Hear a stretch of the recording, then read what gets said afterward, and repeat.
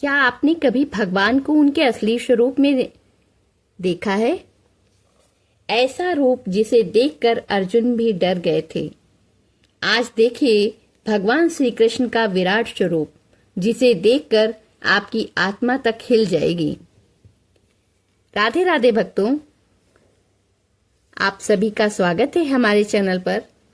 आज हम सुनेंगे श्रीमद् भगवद गीता का 11वां अध्याय विश्व रूप दर्शन योग, जिसमें भगवान श्री कृष्ण जी अर्जुन को अपना विराट और दिव्य अनंत स्वरूप दिखाते हैं। तो आइए पूरी श्रद्धा और एकाग्र मन से सुनते हैं विश्व रूप दर्शन योग का यह अद्भुत अध्याय। युद्ध भूमि में खड़े अर्जुन अब भगवान श्री कृष्ण जी की महिमा को समझ चुके थे। अर्जुन ने विनम्रता के साथ कहा, हे प्रभु, मैंने आपकी दिव्यता को सुना है, लेकिन मैं आपके उस विराट स्वरूप को देखना चाहता हूँ। तब भगवान श्री कृष्ण जी बोले, हे अर्जुन, तुम मुझे इन सामान्य नेत्रों से कभी नहीं देख सकते। मैं तुम्हें वो दिव्य दृष्टि देता हूँ। अब देखो मेरे उस अनंत स्वरूप को तुम। और तभी भगवान श्री कृष्ण जी ने अपना विश्व रूप प्रकट किया।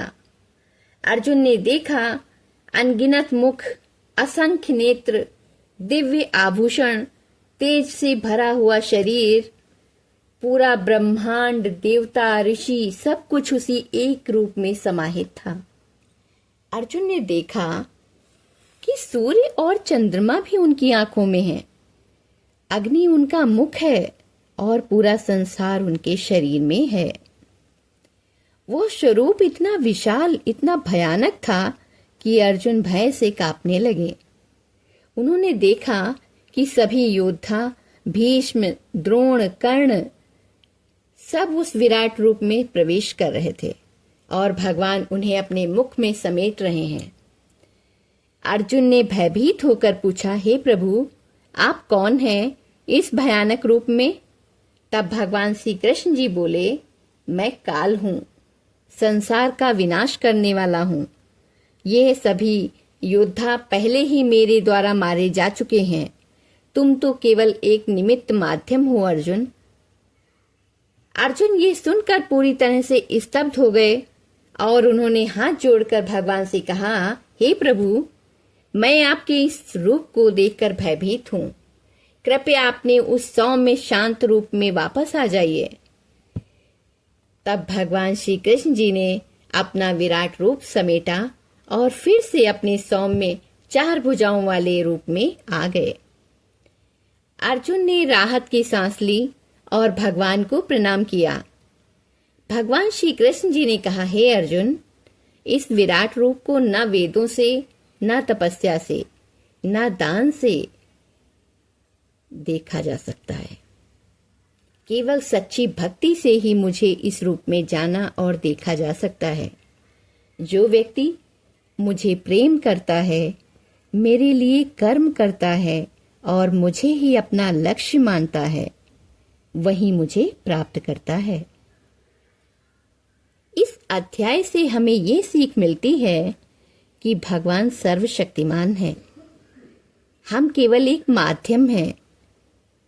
सच्ची भक्ति से ही भगवान को पाया जा सकता है और भगवान हर जगह और हर रूप में स्थित है।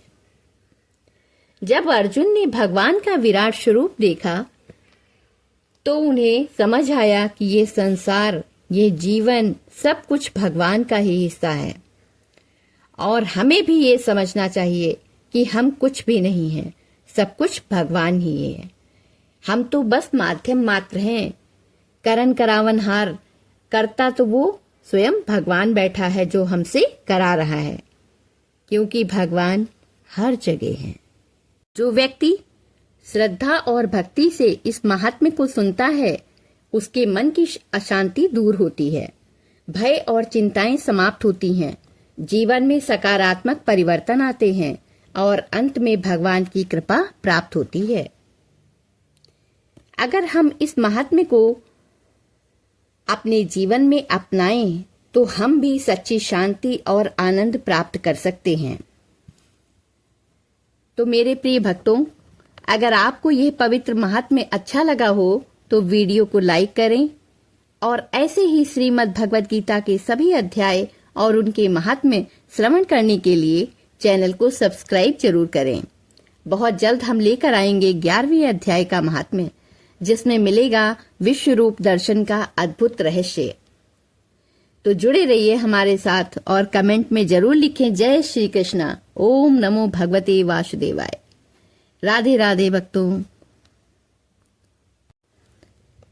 तो भक्तों ध्यान रखिएगा, भगवान हर जगह हैं, बस उन्हें हमें महसूस करना है। राधे राधे।